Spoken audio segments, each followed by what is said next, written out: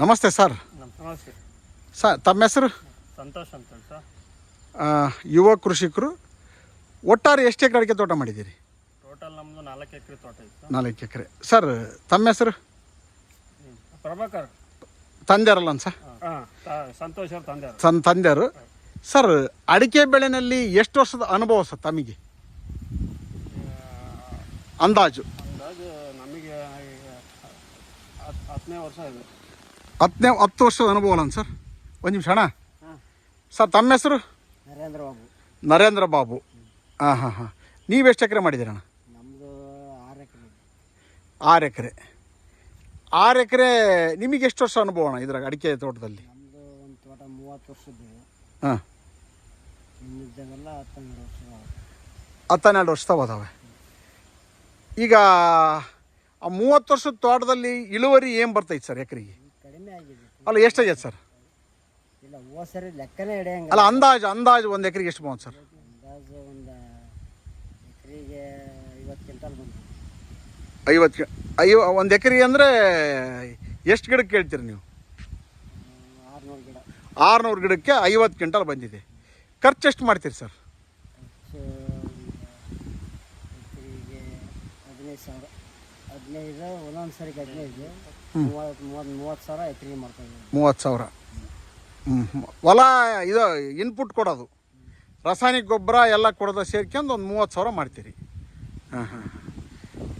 ಈಗ ಸಂತೋಷ್, ತಾವು diploma graduate ಇದಲ್ಲ, ಡಿಪ್ಲೊಮೊ ಹೌದಾ? ಒಂದಿಷ್ಟು ವೈಜ್ಞಾನಿಕ ವಿಚಾರಗಳು ಚರ್ಚೆ ಮಾಡ್ತಿದ್ವಿ ತಮ್ಮ ಹತ್ರ. ನಿಮ್ಮ ತೋಟದಲ್ಲಿ ಇದು ಸಮಸ್ಯೆ ಇರ್ತಕ್ಕಂಥ ತೋಟ. ಇಲ್ಲಿ ಸುಣ್ಣ ಅಂದಾಜು ಇದು 4 ಎಕರೆಯಿಂದ ಸುಣ್ಣ ಎಷ್ಟು ಟನ್ ಹಾಕಿದಿರಿ ನೆಲಕ್ಕೆ? 2 ಟನ್ ಸುಣ್ಣ ಹಾಕಿದ್ದೀರಿ. ಜಿಪ್ಸಮ್ ಎಷ್ಟು ಕೊಟ್ಟಿದ್ದೀರಿ? ಜಿಪ್ಸಮ್ ಒಂದು ಟನ್ ಲೆಕ್ಕ ಕೊಟ್ಟಿದ್ದೀವಿ. ಅಲ್ಲ, ಒಂದೊಂದು ಇದಕ್ಕೆ ಒಂದೊಂದು ಹೊಲಕ್ಕೆ ಅಂದರೆ 2 ಟನ್ನು. 2 ಹೊಲಕ್ಕೆ ಸೇರಿ ಅಂದರೆ 2,000 ಗಿಡಕ್ಕೆ 2 ಟನ್ ಜಿಪ್ಸಮ್ ಕೊಟ್ಟಿದ್ದೀರಿ. ಹಿಂದೆ ಒಂದಿಷ್ಟು ಬೇವಿನ ಪುಡಿನೂ ಕೊಟ್ಕೊಂಡಿದ್ದೀರಿ. ಎಷ್ಟು ಕೊಟ್ಟಿದ್ದೀರಿ? ಬೇವಿನ ಪುಡಿ ಎಷ್ಟು ಕೊಟ್ಟಿದ್ದೀರಿ? ಬೇವಿನ ಹಿಂಡಿನ ಪುಡಿನ ಎಷ್ಟು ಕೊಟ್ಟಿದ್ದೀರಿ ಸರ್? 2 ಕ್ವಿಂಟಲ್ ಕೊಟ್ಟಿದ್ದೀರಿ. ಹೌದಾ? ಈಗ ಈ ಪ್ಲಾಟ್ಗೆ ಈ ವರ್ಷ ರಾಸಾಯನಿಕ ಗೊಬ್ಬರ ಕೊಟ್ಟಿದ್ದೀರಲ್ಲ, ಖರ್ಚು ಎಷ್ಟು ಮಾಡಿದ್ದೀರಿ? 40,000-80,000. ಇನ್ನೇನಾರ ಮತ್ತೆ ಈ ರೌಂಡ್ ಕೊಡಬೇಕು ಅಂತ ಇತ್ತು ನಿಮ್ಮ ತಲೆಗೆ? ಈಗ ರಸಗೊಬ್ಬರ ಕೊಡಬೇಕು ಅಂತ ಇತ್ತವಲ್ಲ, ಹೌದು ತಾನೆ? ಯಜಮಾನ್ರೆ, ಇಷ್ಟ ತನಕ ನಾನು ಚರ್ಚೆ ಮಾಡಿದ್ನಲ್ಲ, ಒಂದಿಷ್ಟು ವೈಜ್ಞಾನಿಕ ವಿಚಾರಗಳು ಚರ್ಚೆ ಮಾಡಿದ್ವಲ್ಲ, ಇದು ತಪ್ಪು ಅಂತೀರಾ ಸರಿ ಅಂತೀರಾ? ತಪ್ಪೇನಿಲ್ಲ, ಸರಿನೇ ಮಾಡ್ಬೋದು. ಅಲ್ಲ, ತಪ್ಪು ನಾವು ಇರೋದಂಕ ನಾವು ಚರ್ಚೆ ಮಾಡಿದ್ದು ಮಣ್ಣಿನ ರಸಸಾರ ನಿಮ್ಮ ತೋಟದಲ್ಲಿ 3.5, 4, 4.5, 5, 5.5 ಆವ್ರೇಜ್ ತಕ್ಕಂದ್ವಿ 4.5 ಅಂತ. ಒಂದತ್ರ ಮಾತ್ರ 7 ಬಂತಲ್ಲಿ ಅಷ್ಟೇ. 7 ಬಂತು, ಹೌದಾ? ಈಗಿದು ಅಸಿಡಿಕ್ ಸಾಯಿಲ್ ಅಂದ್ವಿ, ಹೌದಾ? ಅಂದರೆ ಆಮ್ಲೀಯ ಮಣ್ಣು, ಉಳಿ ಮಣ್ಣು ಅಂತ ಹೇಳಿದ್ವಿ. ಇದು ಯಾಕೆ ಆಯ್ತು ಅಂತಂದರೆ ಅವೈಜ್ಞಾನಿಕವಾಗಿರ್ತಕ್ಕಂಥ ನಿರ್ವಹಣೆ. ಇಳುವರಿನಲ್ಲಿ ಒಟ್ಟಾರೆ ಆಗಿರ್ತಕ್ಕಂಥದ್ದು 2,000 ಗಿಡದಿಂದ 130 ಕ್ವಿಂಟಲ್ ಅಡಿಕೆ, 130 ಕ್ವಿಂಟಲ್ ಹಸಿ ಅಡಿಕೆ. ಇದು ಆವರೇಜ್ ತೆಗೆದ್ರೆ ಹೆಚ್ಚು ಕಮ್ಮಿ 42-43 ಕ್ವಿಂಟಲ್ ಆವರೇಜು. 1 ಎಕರೆಗೆ 43 ಕ್ವಿಂಟಲ್ ಆವರೇಜು, ಹೌದು ತಾನೆ? ಹೌದಲ್ಲ ಸರ್? ಇದರಲ್ಲಿ ಅಸಿಡಿಕ್ ಸಾಯಿಲಲ್ಲಿ ತುಂಬ ಖರ್ಚು ಮಾಡ್ತಾ ಇದ್ದೀರಿ, ಇಲ್ಲಿ ಚೆನ್ನಾಗಿ ಇಳುವರಿ ಬರ್ತಾ ಇಲ್ಲ. ಕಾರಣ ನಿಮಗೆ ಹೆಂಗೆ ಅಂತಂದ್ರೆ ಸುಣ್ಣನೂ ತಂದು ಸುರಿದ್ರಿ, ಬೇವಿನ ಪುಡಿನೂ ಹಾಕಿದ್ರಿ, ರಸಗೊಬ್ಬರನೂ ಹಾಕ್ತಿದ್ದೀರಿ, ಹಸರಲೆ ಗೊಬ್ಬರನೂ ಮಾಡ್ತೀರಿ. ಸಗಣಿ ಗೊಬ್ಬರ ಎಷ್ಟು ಅದು ಕೊಟ್ಟಿದ್ದಕ್ಕೆ? ಸಗಣಿ ಗೊಬ್ಬರ ಈಗ ಒಂದು 6 ತಿಂಗಳಾಗೆ ಒಂದು 12 ಲೋಡ್. 2ಕ್ಕೆ ಸೇರಿ ಇದು ಒಂದು ಕನ. ಇದು ಒಂದು 1,200 ಗಿಡಕ್ಕೆ 12 ಲೋಡ್ ಹೊಡೆದ್ರಿ. ಅದು ಸದ್ಬಳಕೆ ಆಗಿಲ್ಲ ಅಂತಕ್ಕಂಥದ್ದು ನಾವು ಹೇಳ್ತಕ್ಕಂಥ ವಿಜ್ಞಾನದಲ್ಲಿ. ಅಸಿಡಿಕ್ ಸಾಯಿಲ್ ಇದ್ದಾಗ ಈಗ ಮನುಷ್ಯನಿಗೆ ಗ್ಯಾಸ್ಟ್ರಿಕ್ ಚೆನ್ನಾಗೈತಿ ಅಂತಂದರೆ, ಚೆನ್ನಾಗಿ ಭಾರಿ ಓವರ್ ಗ್ಯಾಸ್ಟ್ರಿಕ್ ಅಂದಾಗ ಒಂದು ನಾರ್ಮಲ್ ಗ್ಯಾಸ್ಟ್ರಿಕ್ ಅಂದಾಗ ಒಂದು ಗುಳಿಗೆ ಕೊಡ್ತಾರೆ. ಗ್ಯಾಸ್ಟ್ರಿಕ್ ಅಂದ್ರೆ ಲಿಕ್ವಿಡ್ ಕುಡಿಯೋಕ್ಕೆ ಕೊಡ್ತಾರೆ. ಹೆಚ್ಚು ಕಮ್ಮಿ ಆದರೆ ಟೆಸ್ಟ್ ಮಾಡ್ಸೋಕು ಅಂತಾರೆ, ಹೌದಾ? ಟೆಸ್ಟ್ ಮಾಡೋಕ್ಕೂ ಅಂತಾರೆ.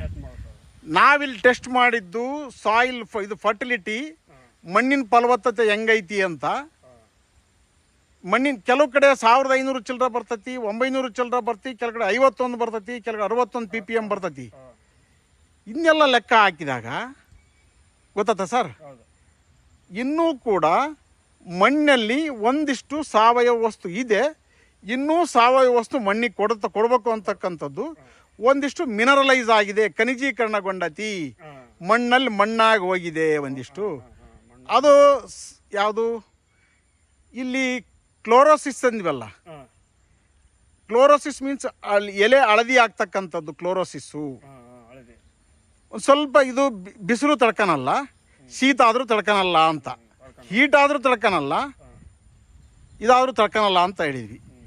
ಕ್ಲೋರೋಸಿಸ್ಗೇನು ಕ್ಲೋರೋಫಿಲ್ ಆಗಬೇಕು. ಕ್ಲೋರೋಫಿಲ್ ಮೀನ್ಸ್ ಈ ಫೋಟೋಸಿಂಥೆಸಿಸ್ ತುಂಬ ಚೆನ್ನಾಗಾದರೆ ಆವಾಗ ಒಂದು ದ್ರವ ಬಿಡುಗಡೆ ಆಗುತ್ತೆ. ಎಲ್ಲಿ ಮೇಲಿಂದ ಇಂಥದ್ದು ಬೇಕು ಅಂತ ಬೇರುಗಳಿಗೆ, ಬೇರು ಅಭಿವೃದ್ಧಿ ಚೆನ್ನಾಗಿದ್ದರೆ, ಬೇರಿನ ಆರೋಗ್ಯ ಚೆನ್ನಾಗಿದ್ದರೆ, ಮೈಕ್ರೋರೈಸಾ ಫಂಗೈ ಚೆನ್ನಾಗಿ ಅಭಿವೃದ್ಧಿ ಆದರೆ, ಇದೆಲ್ಲದೂ ಕೂಡ ನಿಸರ್ಗದಲ್ಲಿ ಆಗ್ತಕ್ಕಂಥ ಒಂದು ಬದಲಾವಣೆ. ಸರಿನಾ ಸರ್? ಅದಕ್ಕೆ ಒಂದಿಷ್ಟು pH ನ್ಯೂಟ್ರಲ್ ಮಾಡ್ತಕ್ಕಂಥ ತಂತ್ರಜ್ಞಾನ ನಿಮ್ಮಲ್ಲಿ ಏನಾರ ಇದ್ದರೆ ಮಾಡ್ಕೋಬೋದು ಅಂತ ನಾನು ಹೇಳಿದ್ದು ನಿಮಗೆ. ಅವಕಾಶ ನಿಮ್ಮಲ್ಲಿ ಏನಾರ ಇದ್ದರೆ ಮಾಡ್ಕೊಳ್ಳಿ ಅಂತ. ಯಾವುದೂ ಕೂಡ ಒತ್ತಾಯಪೂರ್ವಕವಾಗಿ ನಾವು ಯಾರನ್ನೂ ಕೂಡ ಬದಲಾವಣೆ ಆಗರಿ ಅಂತ ಹೇಳಲ್ಲ. ನಮಗೆ ಜೊತೆ ಕನೆಕ್ಟ್ ಆದರೆ ಕನಿಷ್ಠ 1 ವರ್ಷನಾದರೂ ನಮ್ಮ ಜೊತೆಗೆ ಇರ್ರಿ ಅಂತ. ಹ್ಯೂಮನ್ ಸೈಕಾಲಜಿಯನ್ನು ಅರ್ಥ ಮಾಡ್ಕೊಳ್ಳೋದು ಭಾಳ ಕಷ್ಟ. ಸರಿನಾ? ಹ್ಯೂಮನ್ ಸೈಕಾಲಜಿ ಏನಂತೀರಿ ಸರ್ ನರೇಂದ್ರ ಬಾಬು? ಸರಿನಾ ಸರ್? ಹೆಂಗೆ ಅಂದರೆ 60,000 ಆಲೋಚನೆಗಳಲ್ಲಿ ಕೇವಲ 10 ಆಲೋಚನೆಗಳಿಗೆ ನೀವು ಕನೆಕ್ಟ್, ನೆಗೆಟಿವ್ ಆಲೋಚನೆಗಳಿಗೆ ಕನೆಕ್ಟ್ ಆದ್ರಿ ಅಂದರೆ ಯಾವುದೇ ಕಾರಣಕ್ಕೂ ನೀವು ಮಾಡ್ತಕ್ಕಂಥ ಕೆಲಸ ಎಲ್ಲದೂ ಕೂಡ ಉಲ್ಟಾ ಸೀದಾಕತಿ. ನಿಮ್ಮ ಆಲೋಚನೆಗಳು ಸಕಾರಾತ್ಮಕವಾಗಿ ಪಾಸಿಟಿವ್ ಆಗಿದ್ದರೆ ಒಳ್ಳೆಯದು ಅಂತಕ್ಕಂಥದ್ದು ನಮ್ಮ ಅನುಭವದ ಮಾತು ಹೇಳ್ತಿರೋದು. 8 ವರ್ಷದಲ್ಲಿ 16,000 ರೈತರ ಜೊತೆಯಲ್ಲಿ ನಾವು ಇಂಟ್ರ್ಯಾಕ್ಟ್ ಮಾಡಿರೋದ್ರಿಂದ ಈ ವಿಚಾರಗಳು ನಿಮ್ಮ ಹತ್ರ ಹೇಳ್ತಾ ಇರೋದು. ಸರಿನಪ್ಪ ಸಂತೋಷ್? ಥ್ಯಾಂಕ್ ಅಣ್ಣ, ಥ್ಯಾಂಕ್ಸ್ ಸರ್. ನಮ್ಮ ಸಂಪರ್ಕ ಸಂಖ್ಯೆ ದಾವಣಗೆರೆ ತಾಲೂಕು ಜಿಲ್ಲೆಯಿಂದ 9972699813. ಮಹಾದೇವಪ್ಪ ಮಣ್ಣು ಪುನರುಜ್ಜೀವನ ಸಲಹೆಗಾರರು. ಇಲ್ಲಿ ಸಂಪರ್ಕಿಸಿ.